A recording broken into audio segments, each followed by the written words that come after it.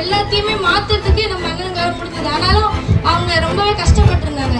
ஆனால் எங்கள் கோச் வந்து அது எல்லாத்தையும் மாற்றி காட்டினாரு. ஒரு பிளேயரை இந்தியா விளையாடுறது ரொம்ப ரொம்ப கஷ்டம்.